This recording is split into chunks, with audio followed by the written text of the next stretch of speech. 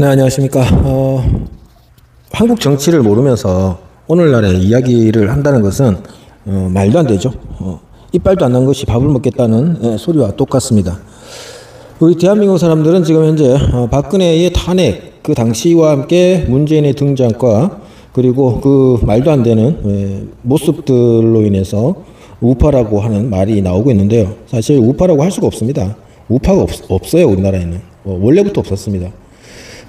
오늘 시간을 통해 가지고 한국의 정치 사회 흐름에 대해서 우리가 조금 알고 가야 되겠습니다. 유튜버들이 해주는 말만 듣고 그것을 자기의 신념이 되고 자신의 지식이 된다는 것은 본인들이 얼마나 어리석은 건지를 좀 알았으면 좋겠습니다.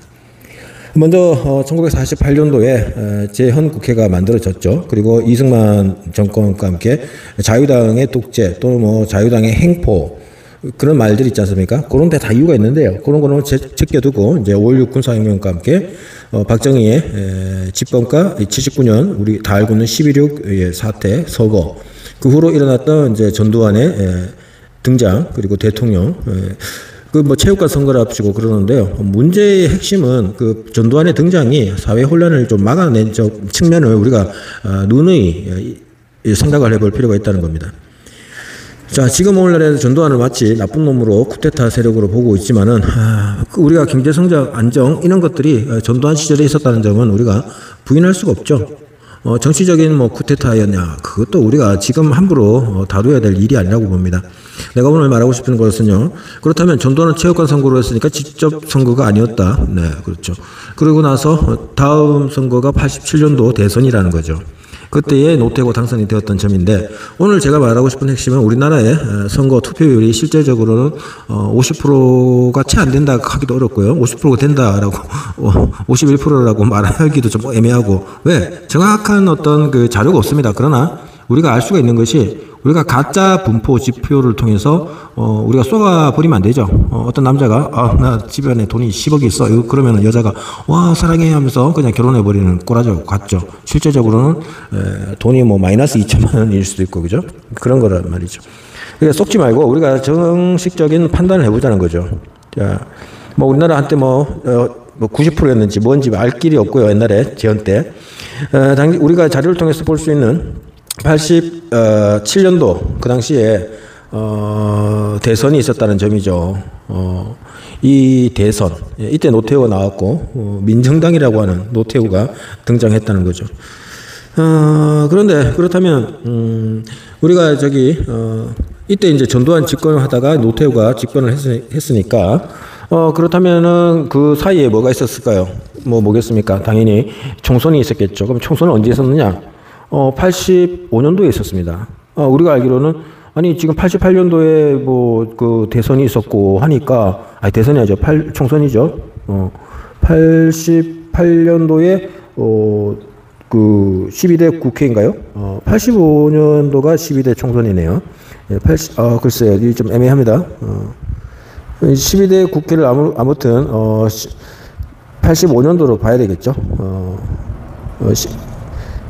그렇게 보는 게 맞겠습니다. 그럼 여기에서 어떤 문제가 있느냐? 많죠. 엄청나게 많습니다. 먼저 투표율 기록을 확인해 봐야 될 것 같고요. 일단 이제 13대 국회가 이제 88년 4월 16일이고, 문제는 그 12대 국회가 85년도에 일어났다는 거죠. 좀 차이가 있지 않습니까? 그것은 이제, 전두환이가, 80년대에, 그때 80년이죠. 그때 이제 정당을 해산시켰지 않습니까? 국회 해산이죠. 그래서 이번에 그 윤석열 계엄을 갖다가 국회 해산급으로 보고 있는 그런 면이 있다는 거죠.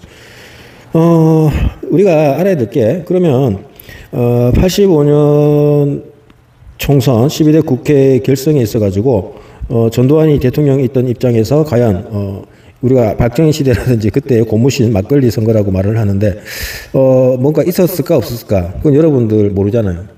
만약에 92년도 태어난 사람은 그때 선거 형태를 모르잖아요. 모른단 말이에요. 85년도에 어떤 식으로 총선이 치러졌는지. 그리고 88년도 4월 26일에 있었던 13대 국회의원 선거에 과연 돈이 얼마큼 살포됐는지 모른단 말이에요. 경험이 없으니까. 근데 그 당시를 살았던 유권자분들은 알죠. 내가 돈을 어디서 어떻게 얼마나 받았다는 거. 그렇습니다. 88년도 선거에 있어가지고 우리가 생각해 봐야 될 게 참 의석수의 개념입니다. 그러니까 12대 국회 때 민정당이 뭐 180, 그 당시에 276석이 국회 구성원이었습니다. 그때의 민정당이 148석으로 뭐 가반 실패였다. 그리고 그때에는 전국구라고 그래서 92석이 지역구 의원은 200군데가 안 됐습니다. 184군데면서 전국구 의원을 이제 92석. 얘들은 투표를 안 하는 거죠. 어떻게 보면 투표 없이 뭐 되는 거라고 보면 됩니다. 뭐 그렇게 저는 봅니다. 마치 요즘에 그 비례대표 같은 국회의원들이라고 볼 수가 있겠죠. 자, 문제는요. 우리가 꼭 알아야 될 게 뭐냐. 그 총선에서 돈을 얼마를 주느냐 받느냐에 따라서 과연 그 사람들 투표를 했을까요? 뭐 84% 나왔다. 이건 무엇을 말할까요?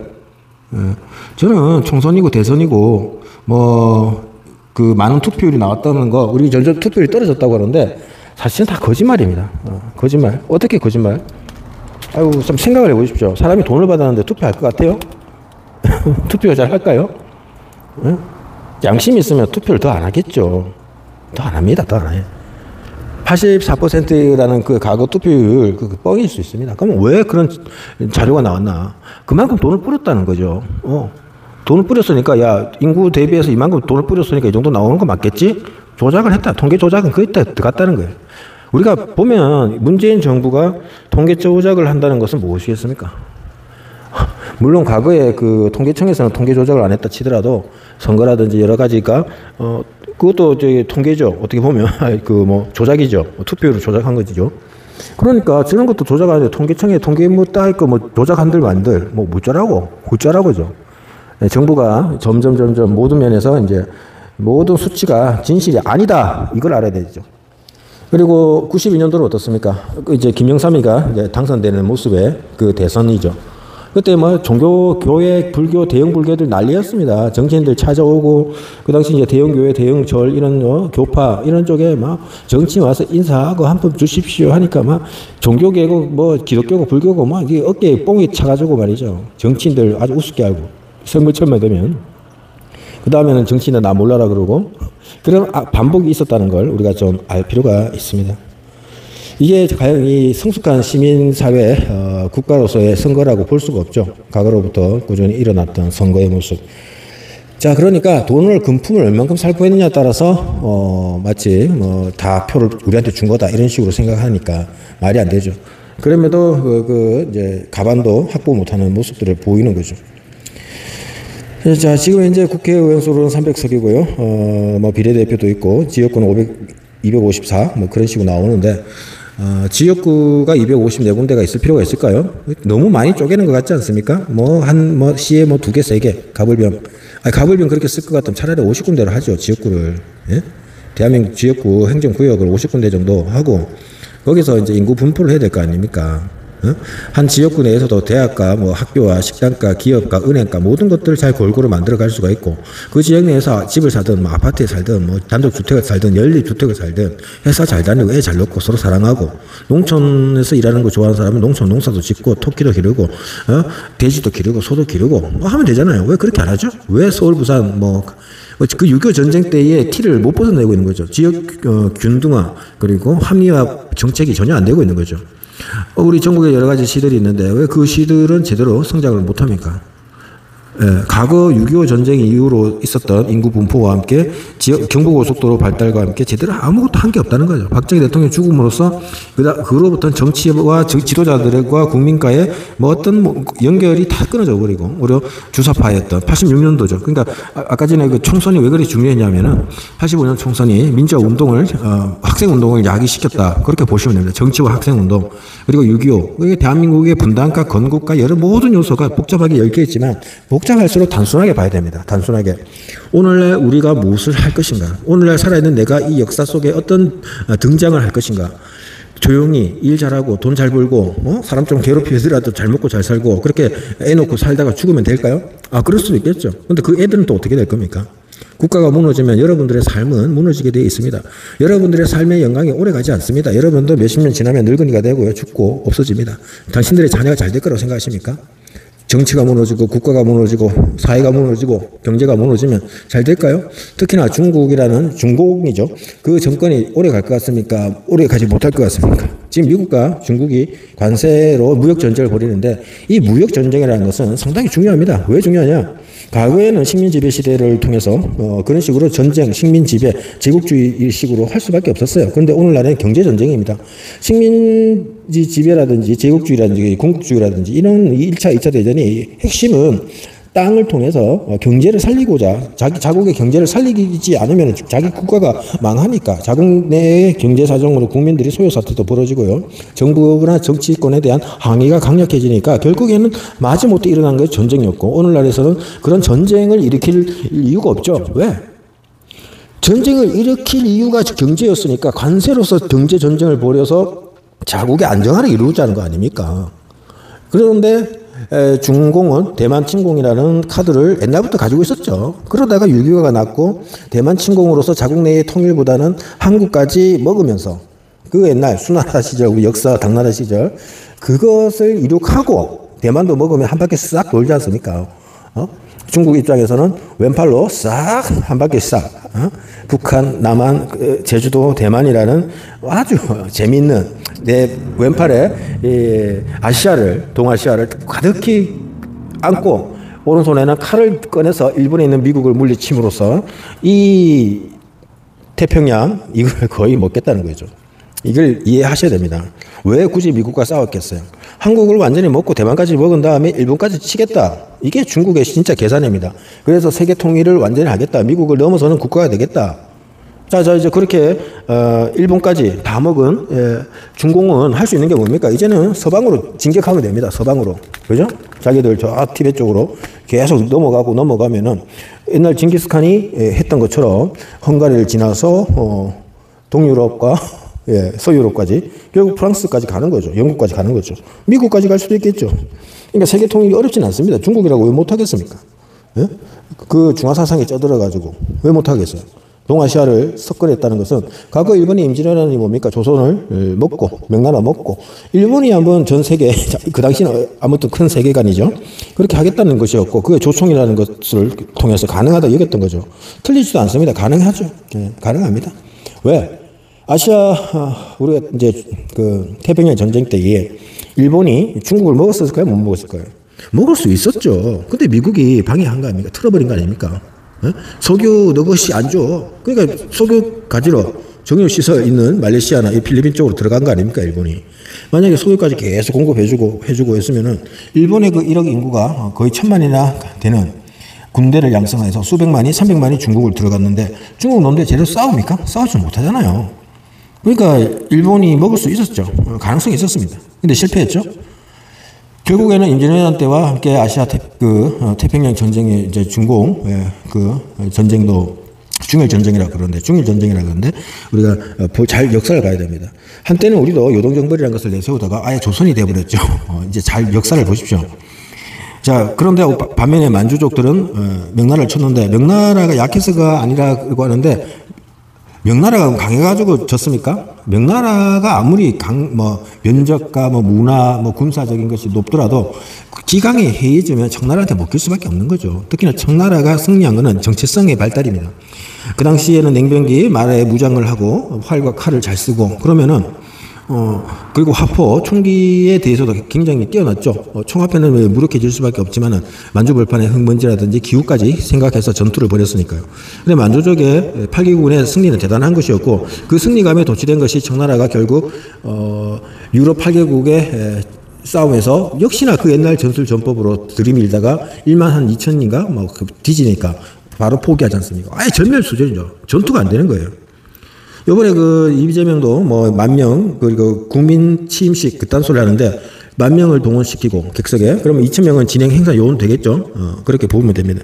그러니까 12,000명을 동원시키고 있는 거죠. 전체적으로. 이 보십시오. 제가 늘 주장하는 게 12,000명의 자유시민들이 나와서 서로가 연합하고 연대되고 소통하고 커뮤니티를 이루고 커뮤니케이션을 하고 정말 결사 이념의 단체로서 우리 지구를 정말 평화로운 지구로 만들자. 모든 국가가 전쟁이 없는 그런 사회, 그런 국가, 민족 그런 것을 그리자. 이 종교의 그 어떤 핵심 아닙니까?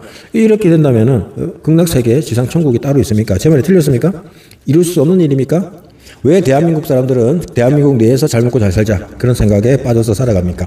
이 더러운 정치. 제가 지금 우리 만약 2000년도에 태어난 사람들은 25, 6좀 되겠지만은 보십시오. 90년대에 태어나신 분이나 80년대에 태어나신 분이나 저 같은 사람은 70년대에 태어났지만은 결국 85년도의 문제들을 잘 알고 잘한다고 모르겠습니다만은 알 수 있지 않습니까? 이것이 사람의 능력입니다.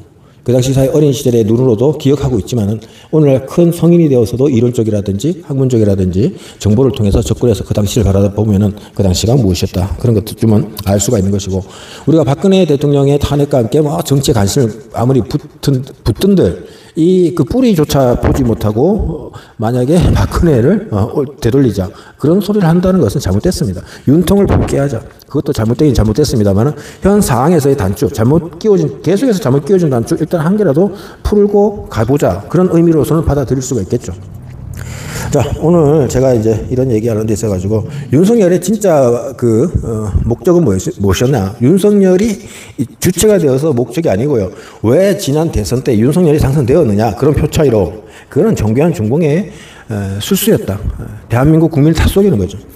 야, 윤석열이가 당선됐네. 그날 우리가 뭐 늙은이들 무릎 아파서 끌고 가서 그렇게 당선됐네. 그게 아젠다고 프레임이죠. 그걸 믿지 마십시오. 윤석열의 진짜 목적은요, 3년, 계엄이 아니라 3년 정도 하다가 지금 민주당 하는 식으로 김건희 욕 처먹고, 그래서 물러나는 거였습니다. 물러나는 것이었어요. 이재명이가 막 저렇게 하는 거 저거 다 뒷배가 있어갖고 재판도 미룰 수가 있었던 거고요. 사법부도 중공이 먹고. 저들은 몰라요. 저들은 몰라. 판사도 모르고 국회의원도 모르는데 중공만 알죠. 중공의 에이전시가 움직이니까 판사를 만나고 또 다른 팀원들, 국회의원들 만나고, 그러니까 자기들은 종합정보를 가지고 있고 판사들은 지 알아서 그냥 뇌물 들어온 것 때문에 묵인하고 그쪽 유리한 대로 움직이고 그러면서 우리 한국 사회를 중국은 다 쭈무르고 있었던 거죠. 우리는 몰라요. 판사도 모르고 국회의원도 몰라요. 모르죠. 걔들이 뭘 압니까? 그것이 윤석열을 통해서 윤석열이 뭐 계엄을 하려고 했겠습니까? 하려고 하지 않았습니다. 근데 자기가 겪어보니까 내가 꼭두가시 같은 존재였구나 이런 식으로 해서 끝나는 거구나를 알게 되면서 최후의 카드를 꺼낸 거죠. 국민들이 알 수 있도록 비표를 딱 던진 거죠. 그리고는 물러나지 않습니까? 정말 힘이 있다면은 왜 물러나집니까? 물러나질 수가 없는 거죠. 근데 윤석열은 계엄을 완전히 성공시키려고 하는 것이 아니라 성공할 수도 없었고요. 이때에 하면 되겠다. 그런 사인을 던진 겁니다. 특별한 건 없어요. 특별한 건 없고. 그리고 나쁜 짓은 그렇게 한 편은 아닙니다. 한 인간으로서 국가를 바라봤을 적에 국가 이득이 되는 방향으로 움직였죠. 그러나 뭐 윤석열 보고 너 3년 하다가 내려가라 이런 식은 아니었던 거죠. 윤석열은 그냥 자기가 이제 드디어 당선됐구나. 정말 뭐 천공이 옆에 끼들고 하니까 내가 정말 뭐가 되겠구나 생각했지만 절대 그게 아니라는 겁니다. 사실은 윤석열은 오히려 지가 능력이 부족하거나 뚝심이 부족하면은 당선 직후에 바로 떨어져 나가는 그런 모습을 연출해 주는 것도 하나의 중공의 카드였던 거죠, 시간상. 그래서 계엄은 절대 중공하고 연결해서 일어난 카드가 아닙니다. 윤석열은 이제 쉽게 말해서 장기판의 말로서 3년을 넘겨서는 안 된다. 요게 핵심이죠. 요게 핵심. 중공에서도 이제 입김을 자꾸 부는, 야 이제 24년 넘기면 안 된디. 윤석열을 완전히 끌어내야 된디. 이렇게 오다가 또 내려왔고 중공이 그렇게 움직였죠. 윤석열과 트럼프의 만남은 절대 있을 수 없다. 그런 게 있었습니다. 그래서 윤석열은 내가 이거 아무리 봐도 이건 아닌 것 같고 내가 아무리 국내에서 뭘 해도 안 될 것 같고 어쨌거나 계엄이라도 좀 한번 해보자. 벌써 이제 몇 달 전에 계엄이 있었다 그러면 몇 달 전에 다 흘러 들어간 거죠. 해보자. 윤석열 치밀하게 1년 전부터 이제 꾸몄다 그래야 될까? 계획을 했다라고 보시면 됩니다. 그 당시에 이제 뭐 군사보호지역 지정과 함께 청와대가 군대를 동원할 수 있는 명령권을 가질 수 있는 거, 법을 만들 적에 반대했지 않습니까? 그거는 이건 아니다 등등으로. 이때 벌써 계엄을 준비하고 있었던 염두였죠. 실제 계엄이 났을 적에 경비단이 뭘 한 게 있습니까? 국가관도 없고, 정치 감각도 없고, 우리나라 국민이 그래요. 국가관도 없습니다, 지금. 그러면 제가 언제부터 이제, 투표, 선거가 문제가 있느냐. 저는, 8년? 87 대선과 함께 85년에 그 총선이 있었고 88년도부터 금품 살포가 함께 움직여졌지만은 87 이제 87 학생 운동도 있었고 그죠? 88년도에 정치가 투표가 높았을까요? 적었을까요? 그렇게 높지 않았다고 봅니다. 저는. 예, 그런 88년도에 그 이제 13대 그리고 92년 예, 그 뭐 그때 한번 총선과 대선이 같이 있었나요? 4년마다 한 번씩이고 우리가 지금 대선이 보면은 20년, 24년 이런 시간입니까? 자, 그때부터 선거 투표율이 높았을까요? 안 그렇습니다. 정치가 사회 그래도 그나마 정치가 잘 돌아가고 있었기 때문에 투표 막 깔끔하 하면서 투표율이 높지 않습니다. 내가 뭐 한다고 되나? 뭔가 안 맞았어요. 92년도 이후로 90 가면 6년도, 2000년도 그죠? 그러니까 92년, 96년, 2000년, 2004년, 2008년, 예? 참 말도 안 되죠. 선거가 그렇게 떨어져 나가고 있었던 겁니다. 그래서 우리가 좀 알 거는 조작이라는 것이 더 쉬워지고 국민들은 국가관이 없다는 것이고 그렇습니다. 그 50%의 실질 저는 그렇게 분석을 합니다. 50%밖에 안 된다. 60%니 하는 건 거짓말이다. 실질적인 뭐 60% 거짓말이다. 10% 까야 된다. 그러니까 여론 조작도 가능하고요. 대한민국에서 가지고 실질적인 내가 뭐 나라를 위해서 투표를 했다 하는 사람은 2명 중에 1명밖에 안 된다는 겁니다. 그거를 지금 현재 10%씩 20%씩 끌어올려 치는 거죠. 그걸 알아야 됩니다.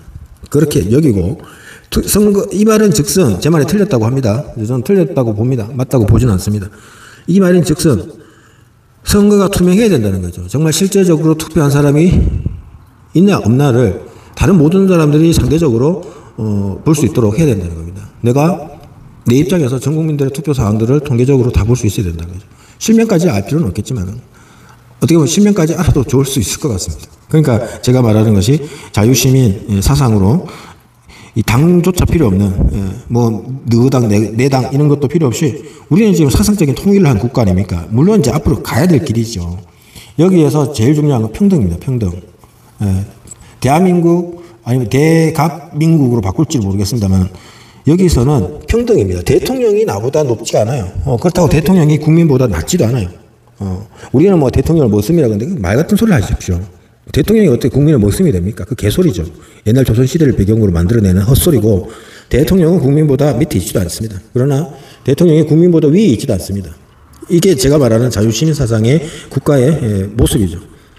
내가 국민이고 대통령이 나보다 높지 않는데 국민이 내가 대통령보다 높을 수 있을까요? 그렇지 않다는 거죠. 그러면 여기 이 시스템은 무엇이냐? 무엇보다 지금 현재에서 자유시민 사상이 나오지 않는다면 사상에 그 입각하는 국민들이 일어서지 않는다면 친중공이 아니라 종중국가로서 대한민국이 사라진다는 거죠.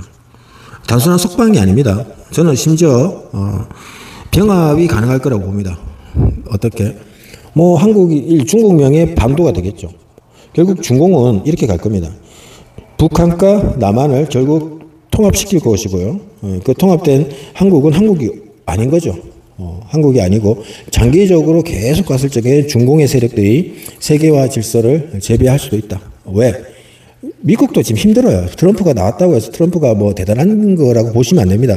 미국도 50%입니다. 50%. 그러니까 미국의 두 가지 세력이 있다면 거의 각자 50%예요. 각자 50대 50입니다. 단지 한쪽인 그 50이 거기서 만약에 이렇게 봅시다. 미국의 인구가 3억인데 1억 5천, 1억 5천이 뭐 민주당, 공화당으로 나눠졌으면은 지금 공화당의 뭐 1억 5천 명은 좀 강성적으로, 그러니까 자기 평소 에너지 레벨이 우리가 100이라고 그런다. 총량이 100이고 이제 1%에서 100으로 본다면은 보통 다사는 50%대에 살아 움직인다 그러면 얘네는 지금 70%, 80%대로 움직이고 있는 거죠. 대신에 민주당 사람들은 1억 5천 명이 뭐 그냥 뭐 50% 아니면은 40% 정도에서 머물고 있다는 거죠.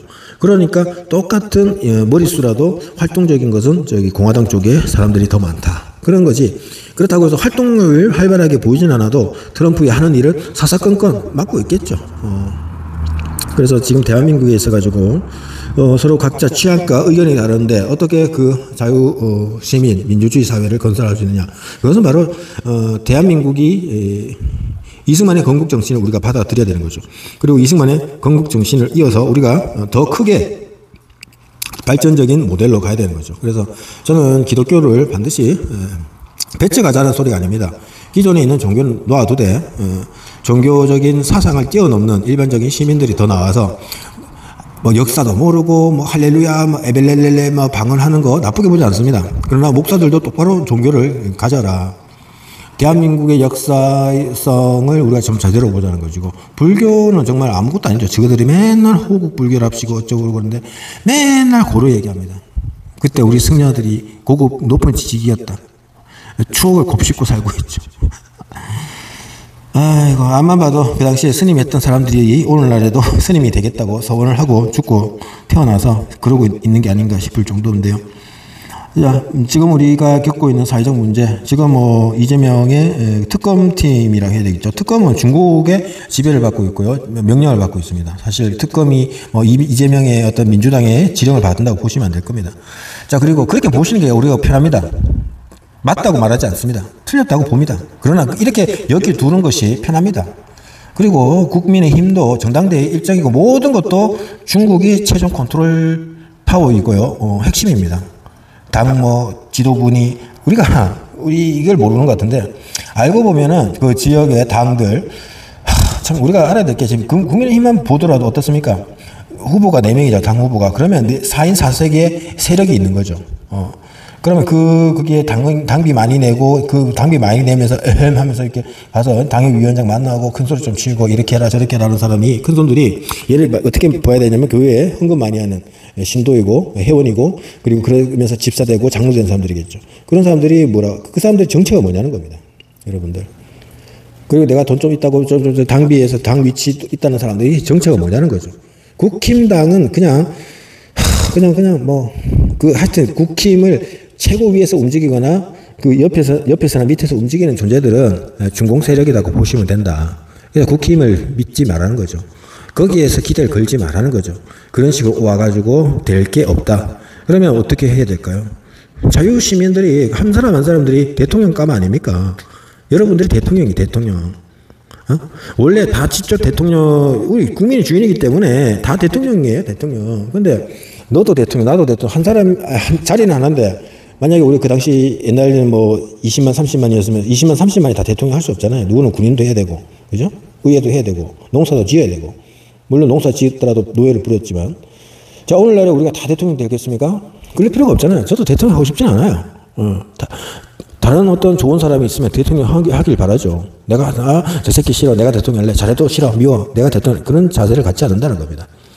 내가 할 수 있는 지금의 위치는, 나는 우리 자유시민 사상을 알아야 된다고 생각합니다. 그러려면 기독교 사상의 궁극의 맥을 알아야 되고요, 불교의 궁극적 맥을 알아야 되고요, 세상 모든 종교의 맥을 알아야 되고요, 사회 심리적인 정서 발달의 원리도 알아야 되고요, 그리고 법학도 알아야 됩니다.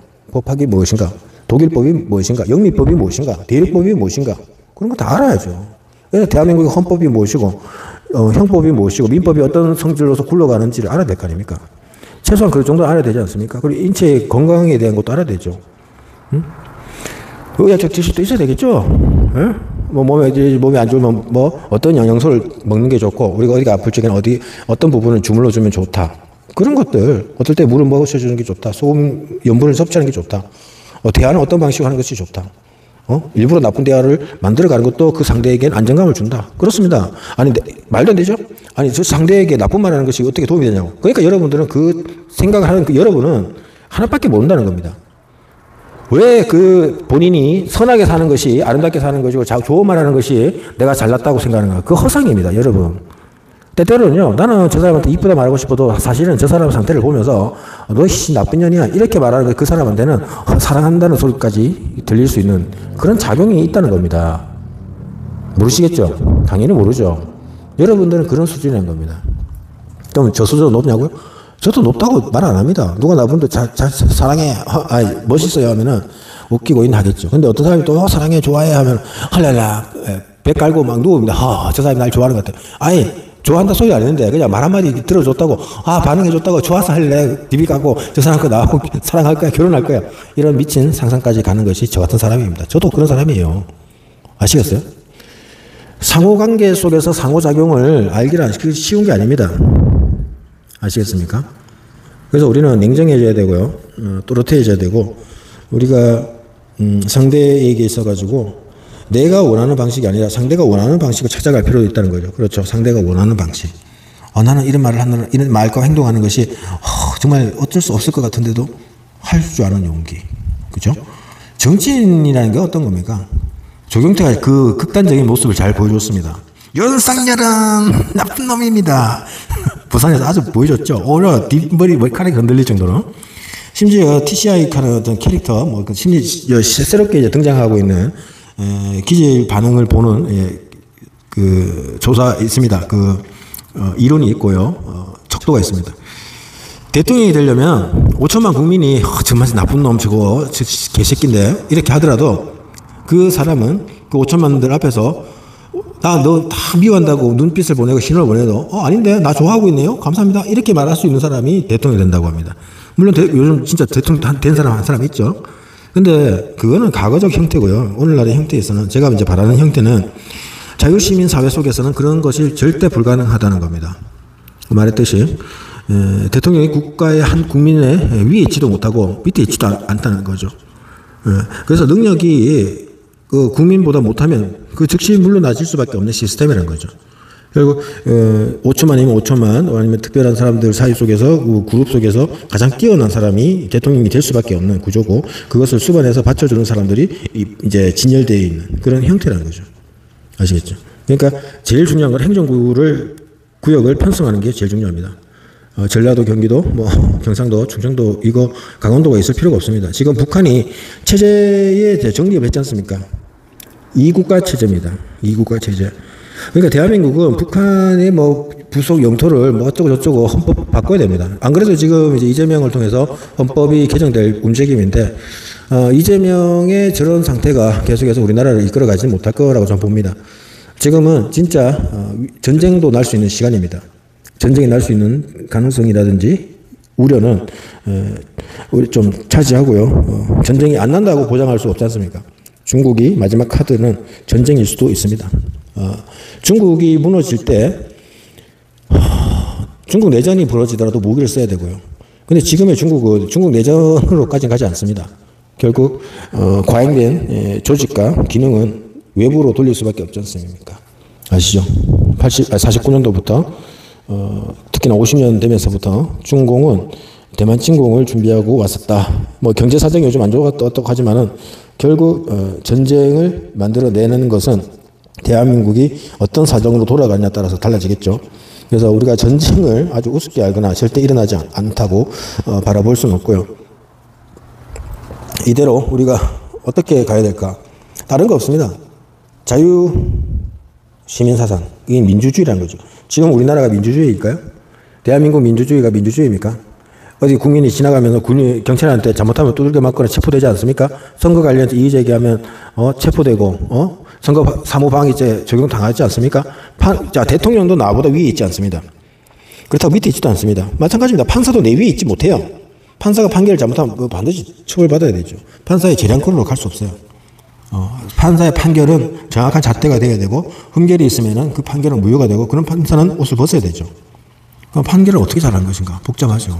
어떤 죄를 어떻게 다룰 것인가? 피해자가 있고 가해자가 있고 그것을 조사하는 경찰이 있고 검사가 있고 판사가 있고 변호사가 있는 이 모습에서 판사의 판결이 잘못돼서 안 되고요. 변호사의 변론이 아주 교활하거나 악질적으로 꾸민다든지 조작한다든지 내용을 바꾼다든지 순서를 이제 이렇게 한다든지 그래서는 안 된다는 거죠. 그건 이제 경찰, 검사. 그래서 검사와 경찰 이런 것들 부분도 우리가 생각해 볼 필요가 있는 게 뭐냐. 나는 확실히 좀 경찰과 검사 조직을 조금 이제 합쳐서 만들어 갔으면 좋겠어요. 공수처도 필요가 없죠. 왜 검찰청 수사대가 있어야 되죠? 경찰은 맨날 하수인이죠. 그러니까 짜바리 소리도 있죠. 경찰관이 높은 존재가 돼야 되죠. 경찰 조직이. 근데 경찰 조직은 행정 조직에 들어가죠. 행정 조직은 대통령의 권한이죠. 군대나 경찰이나. 그죠? 그러니까 지금 우리가, 그리고 사법부, 판사, 법원도 결국 행정의 체계 속에 들어가 있는 거잖아요. 국회도 그렇고. 그러니까 뭐, 삼권 분립이 하는 소리가 좀 이상한 겁니다. 결국 왕이 이제 국민이라든지 의회의 기능이 있다 보니까 뭐 분립을 말했는데 그런 개념을 우리가 도입해서 살아갈 필요가 없다는 거죠. 자유시민 사상을 통해서 대통령과 의회, 그리고 판사, 그리고 경찰, 뭐 검찰, 뭐 이런 개념은 우리가 좀 새롭게 봐야 됩니다. 검사도 피해자 앞에서라도 뭐 범죄자라고 합시다. 그것이 인권을 막대하면 안 되겠죠. 교정 그 본부 그런 것도 그렇고. 그러니까 우리가 자유시민 사회가 장점이 뭐냐면 이런 시민권 사상 속에서 살인이나 감정이 격화되어서 때리거나 그런 부분들이 많이 감소되고 뭐 데이트, 폭력과 살해, 치정에 의한 그런 일들이 거의 없어진다. 아시겠죠? 그럼에도 뭐 어떤 강력 사건이 일어나면 그 뭐 문제를 해결해야 되겠고요. 법은 법정대로 가야 되겠고요. 또 뭐 화이트 범죄 이런 것들도 아주 뭐 처벌이 되겠죠. 그러니까 더 정교해져야 되는 거죠. 자유시민 사회 속에서 사상을 어려서부터 교육받고 자라면은 그런 화이트 범죄도 안 저질 이유가 없죠. 예, 교육을 통해서 움직이니까 이런 부분은 공자의 유교적 가치가 높다는 거죠. 그래서 유교의 공자가 좀 성인으로 치부되기도 하는데 공자학원 하는데 중공이 아마 그런 점에서 이제 공자를 들이밀면서 공자의 사상을 싹 바꾸면 어때요? 공산주의 사상과 법이 되는 거죠. 아시겠죠? 그래서 우리가 뭐 옛날 거를 분석하고 또 현대 거를 분석하기보다 미래적인 방향 속에서 자유시민 사상이란 무엇인가? 너와 내가 한 자리에 뭉쳐서 외칠 걸 외쳐야 된다. 뭐냐? 지금은 이재명 퇴진을 외칠 수밖에 없습니다. 그게 진짜 내가 주인이라는 거죠. 87 그 항쟁은 지금 정청래 같은 놈이 왜 저렇게 뻔뻔스러냐? 내가 미국 대사관에 병을 던지고 뭐 하염을 하고 불을 지고 방하야 그건 내가 대한민국 주인이다. 대한민국 주인 개념은요 건국 때부터 나왔고 이승만 정부 때에도 국민들이 그렇게 앞으로 나가서 민주주의를 외치면서 부정선거를 규탄할 수 있었던 것도 내가 헌법 대한민국이라는 걸 보니 나는 어렸을 때 일제시대 때 살았고 몇 년 전에는 일제시대 때 살았고 그전에는 어른들 말 들어보니까 조선 구한말이었더라. 그랬는데 지금은 일제 시대도 아니고 헌법이 있고 대한민국이더라. 내가 주인이더라. 그래서 앞으로 나갈 수 있었던 거예요. 지금도 국민이 대한민국의 주인입니다. 주인은 말할 수 있어야 됩니다. 그러니까 주인과 주인이 뭉쳐서 행진하는 것은 당연한 것이고 즐거운 일이고 또 한 가지 중요한 것은 참여하지 않는 자들은 대한민국의 주인이 아니다. 모르는 주인이죠. 멍청이죠. 예. 그런 멍청이들을 끌어들일 수 있고 포용할 수 있는 것. 그것도 주인의 역할인 겁니다. 예. 일단 우리 많은 국민들을 이해하고 포섭까지 할 수 있는 그런 주인이 되는 것이 좋다. 그래서 그들에게 새 삶을 주는 거죠. 이게 기독교의 전도와 다를 바가 무엇이 있습니까? 그들에게 세례를 주는 것과 무엇이 다르겠습니까? 그들에게 성령을 부어주는 것을 기름 부어주는 것과 무엇이 다르겠습니까?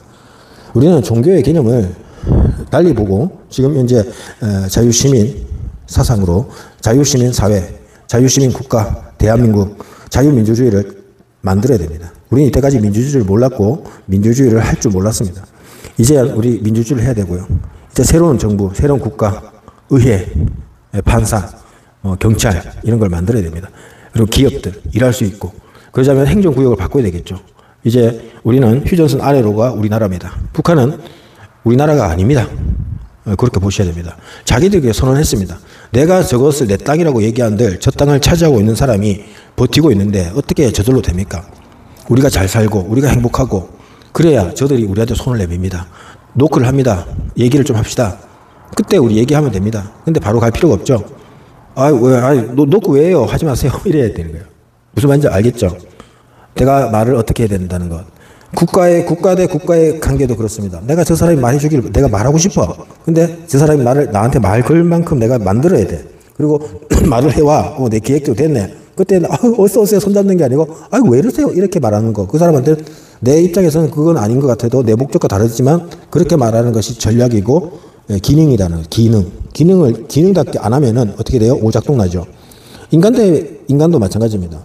저 사람이 좋고 아름다워도 그 말보다 내 가슴 깊은 곳에 나오는 말을 하는 거예요. 난 너 싫어 이 새끼야. 이게 진짜입니다. 상처가 받든 말든 내 가슴 깊은 속에서 할 말을 하는 거예요. 그러니까 별로 사랑하고 싶지도 않은데 사랑해 나 당신 좋아해요 이렇게 해버리면은 문제가 생긴다는 거예요. 내 처음에 너 좋아했는데 너 이쁘다 솔직하게 말했는데 차이잖아요. 나 차였어요. 나 솔직하게 말했는데 솔직하게 말을 했는데 차였다는 것은 당신은 잘못한 게 없어. 당신은 솔직하게 말했다. 대신에 그 사람이 게임을 하고 있다. 당신은 그 사람의 게임을 몰랐다. 당신이 올바르게 그 사람한테 표현한 건 사실이다. 근데 당신한테 돌아온 거는 아픔이다. 그거면 생각해봐라. 모르겠어요. 그럼 알 수 없죠. 다음에 그 사람 만나면 써놓은 빛 해보세요. 당신을 차는가 안 차는가. 그래서 그 사람한테 이쁘대 했는데 차였다 그러면 못생긴 게 이상해. 이렇게 한번 떠보세요. 근데 그 사람이 당신을 안 찬다? 그럼 그 사람이 가지고 있는 반응 패턴이 하나 있겠죠. 이러면 또 심리학적으로, 심리정서적으로 너무 깊이 들어가죠. 그러니까 찔러보는 거예요, 세상은. 이래도 찔러보고 저래도 찔러보고 한 번 해서 실패했다고 좌절하지 않는 것이 중요하다. 이렇게 말씀드리고 여기까지 하도록 하겠습니다. 들어주셔서 감사하고요. 끝으로 그래도 말하고 싶은 거는 자유시민 사상으로 무장된 우리들이 이 나라를 차지해야 된다. 맞습니다. 자유시민들이 나라를 건국해야 됩니다. 자유시민이 안 되는 사람들은 뭐라 그래요? 투표권도 없는 건가요? 그럴 수도 있을 겁니다. 투표권을 함부로 주면 안 됩니다. 자유시민 사상을 가진 사람들이 투표권을 가지는 거. 그러면 나머지 없는 사람은 뭐예요? 노예예요? 노예는 아니죠. 투표 안 하는 사람이 투표권을 왜 줍니까? 투표권을 왜 줘요? 사회에 반영하지도 못하는 사람들. 어차피 우리나라 절반은 투표 안 하는데 왜 투표권을 줍니까? 자유시민 사상으로 무장된 사람들이, 투표권 가진 사람들이 국가를 건국해야 된다. 저는 이렇게 생각합니다. 뭐 듣기 싫을 수도 있겠지만은 이게 현실입니다. 투표권 아무나 가집니까? 미국이 과연 투표권이 있다고 그 사람들이 대통령을 뽑나요? 아니란 말이에요. 그 나라의 대의원들이 뽑고 있단 말이에요. 그러면 미국은 잘못된 거냐? 아니지 않습니까? 그게 제 말이 틀렸습니까? 투표권이 있는 사람이 자유시민 사상을 가진 사람이고, 그럼 투표권이 없는 사람이 그 투표권을 가지려면 자유시민 사상으로 움직이는 사람이 돼야 되는 거죠. 이게 무슨 말씀인지 이해가 되십니까? 투표권 갖는다는 것은 그렇게 쉬운 것이 아니고, 이제 우리들이 지금 현재 어떻게 해서 지금 이재명 정권을 끌어내릴 것이냐, 오합지졸 같은 별의별 것들이 다 기 나와서 움직이고 있는데, 대가리수를 제대로 보여주고요. 그리고 분명하게는 자유시민 사상이라는 개념을 이해할 수 있는, 저는 위장 우파라든지 쓰레기들을 제발 좀 이제 거를 수 있는 눈을 가진 사람들이 있어야 된다는 거죠. 예. 지금 관성만 보면 알 수 있고 행정만 보면 알 수 있는데, 뭐 한번 한 자리에서 와 윤석열 대통령을 지키겠습니다 하면 이 사람이 부정선거입니다 하면 와 저 사람을, 국민들은 다 알죠. 윤석열이 잘못한 게 없다. 그리고 부정선거가 맞다. 그러니까 그 말하면 와 좋아. 그거에 여러분들을 꼬시고 있는 일이라고 생각 안 됩니까? 아까 어떤 사람이 너 예뻐하니까 차버리는 사람은 무슨 이유가 있을까요? 지금 현재 윤석열 어게인 그리고 부정선거 있다 그러면은 뭐 좋아. 그런데 부정선거는 없다 윤 나쁜 놈 하면은 화를 내고 경적을 일으키는. 생각해 보세요. 어찌 보면은 그 사람의 역할이 가룟 유다 같은 역할. 윤석열 나쁜 놈 하면은 오히려 부글부글 끌어올려서 잠자고 있던 사람들까지 부글부글 끌어올라서 윤석열을 위해서 싸워야 되겠네 생각을 할까요? 아니면은 그래 윤석열이 나쁜 놈이네 그 말에 수긍하고 넘어갈까요? 그러니까 어떤 기능이 작용하는 패턴이랄까, 이거 역동역학 이런 것들은 우리가 좀 깊이 생각해 볼 필요가 있습니다. 그러니까 윤석열 좋다 나쁘다 말에 반응을 할 필요가 없어진다는 거예요. 이미 높은 위치에서 이 상황을 지켜보고 있기 때문에. 그런데 발작을 안 하고 신경을 안 쓰고 오히려 천천히 다 보고 있는 거야. 느끼고 있는 거고. 그렇다고 안 싸울 것이냐? 아니라는 거예요. 싸워야 되죠. 뭉쳐야 되죠. 자유시민 사상으로 무장된 사람들이 더 한 명 한 명 늘어나면서 한국 정치사를 제대로 알면서 진짜 건국을 해야 되죠. 지금은 우리가 다 투표권이 있지 않습니까? 그리고 집시에 대한 법이 있지 않습니까? 이 태도를 내서 열심히 싸워야죠. 원래 박근혜 대통령의 탄핵이라는 것이 촛불 선동에 의해서 많은 일반 시민들이 나오다 보니까 국회의원들이 뜨거워라 그러면서 내 지역구를 지켜야 되겠다, 내 배지 따라다겠다 이런 생각으로 박근혜를 탄핵한 모양새이기도 합니다만은 마찬가지입니다. 지금 현재 만약 우리가 많은 세력을 동원해서 움직여 나갈 때에 대중들에 있어서 중요할 거는 내가 말하잖아요. 자유시민 사상은 정광훈 같은 사람이 내가 지도자야 내 말 들어 그러면 우리 시민들은 어떻게 볼까요? 아니야. 우리는 자유시민이야. 민주주의야. 네가 그러는 거 올바르지 않아. 네가 어떤 주장이 타당하니까 우리가 지지하는 거지. 내가 네한테 그냥 굴복하면서 네 노예가 집에 나가는 사람은 아니야. 이런 말을 할 수 있는 사람인 거예요. 정광훈이든 누구든 그 사람이 하는 말이 뭐든 연단에 올라서 목소리만 크게 나고 욕 잘하면 리더고 지도자고 우와 할 겁니까? 아니라는 거예요. 조곤조곤한 목소리로 말하는 사람도 충분히 지지받고 이해되는 그런 세상이고 그렇습니다. 무슨 리더가 어디 있습니까? 우리나라에 지금 진짜 리더 없어요. 그러나 리더 역할을 하고 있는 몇몇 분은 계시죠. 자유시민 사상은 바로 그런 겁니다. 이것을 알고 우리가 시위를 해야 된다는 것이고요. 아직도 미혹한 자리에서 벗어나지 못한 채 자유우파랍시고 열심히 감정을 소모하면서 울고 불고 속 아파하시는 분들은 좀 정신을 차리고 위장 우파에 있어서 가려볼 겸 가려보시고, 예를 들면 전환기 같은 사람이 저 사람 누가 별로 따르는 거 보고 배 아파하는 거야. 어떤 사람이 막 전환기를 믿지 말래. 그럼 여러분은 어떻게 생각해요? 믿지 말을까? 그럴까? 그럴 필요가 없죠. 전환기를 하는 걸 보고 들을 만한 건 듣고 그래 내가 몰랐던 건 네 가르쳐서 고맙네. 그렇다고 해서 이 전환기 하는 거 보는 거 맨날 돌아다니면서 우리의 이제 모세님이시고 하나님이시고 구세주고 메시아니까 전환기만 따라다니면 해결되겠지. 그거는 큰 착각이에요. 착각. 등장한 장동혁이가 문제를 해결해 줄 것 같습니까? 정치계에 그것으로 들어가면요 바뀝니다. 내가 말하잖아요. 자유시민 사상은 새로운 움직임이고 새로운 건국의 움직임이다. 과거 공산당이 공산혁명을 일으킨 것과 같다. 우리의 자유시민 사상은 무장 봉기를 하고 혁명을 하는 게 아니다. 국가 재건에 있어서 부정한 현 법조 법항에 따라서 잘못된 것들을 법치적으로 해결해 가는 거고요. 그리고 가짜들, 우파들도 돈 많이 벌려고 하고, 우파가 없습니다. 사실 우리나라는 우파는 없어요. 좌파도 없습니다. 우리가 뭐 옛날 영국에서 뭐 좌우로 갈려진 사회도 아니고 그렇게 나온 나라도 아니고 자나 우나 지금 민주당 세력이나 뭐나 누구나 권력 욕심에 빠져 있는 것이고 지금 민주당 지지한 사람들은 그나마 국가에 대한 충성과 헌신을 하고자 하는 마음이 있기도 합니다. 여러분들 그걸 모르면 안 돼요. 그 사람들은 우파라고 하는 국민의힘의 과거 역사들을 보면서 저는 부정한 새끼들을 하면서 욕을 할 수도 있는 거잖아요. 그러니까 우리는 우리 가슴 속에 있는 불타는 애국심 그런 것을 가지고 있는 사람들이 또 좌우로 갈리기도 하고요. 근데 참 좌우라고 말하기도 부끄러울 수밖에 없지만 좌우라고 말할 수밖에 없겠네요. 그죠? 그렇습니다. 어쨌거나 민주당은 민주가 아니라는 사실과 지금 역시나 국힘은 국민의힘이라고 말하는 저 새끼들 정당을 보십시오.